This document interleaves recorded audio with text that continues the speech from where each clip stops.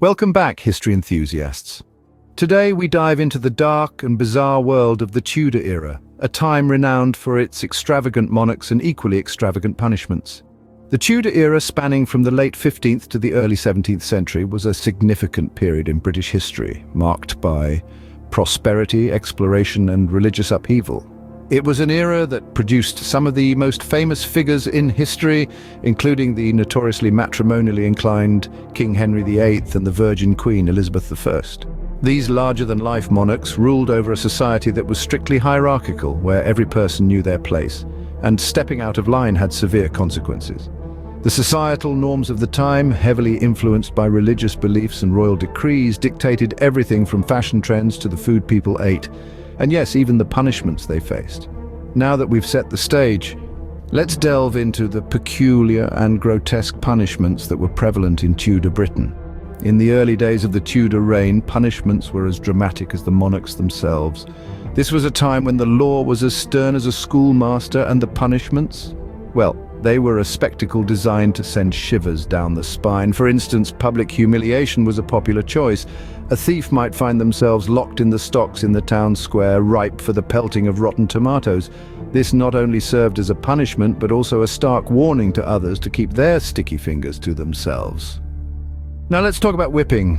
It was a harsh physical punishment, meted out for crimes ranging from theft to blasphemy. The intention? To leave a lasting impression both physically and mentally that would deter future misdemeanors. In this era, punishments were not just about retribution, but also about sending a clear message to society. But as the era progressed, so did the severity and peculiarity of punishments.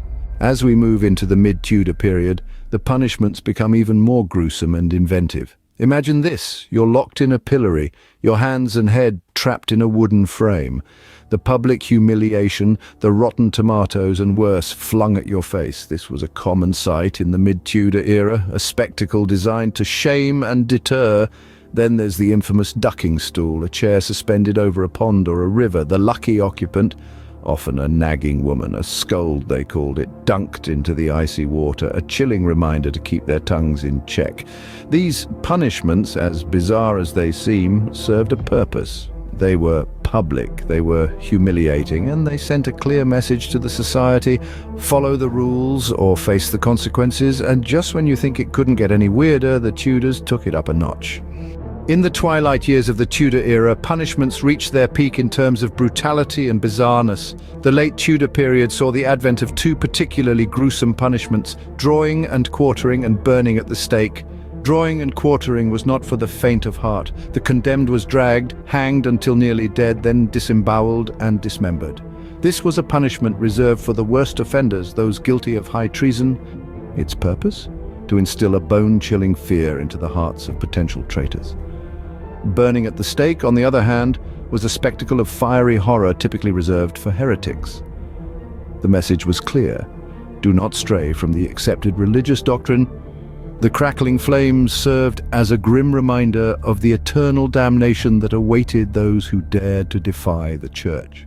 The era of the Tudor punishments were brutal and public, floggings and brandings, but over time these ways began to shift to reflect societal norms with sophisticated methods of punishment, such as imprisonment and fines. What do you think about these punishments? Do they compare to modern-day consequences? I'd love to read your thoughts if you'd leave a comment with what you think.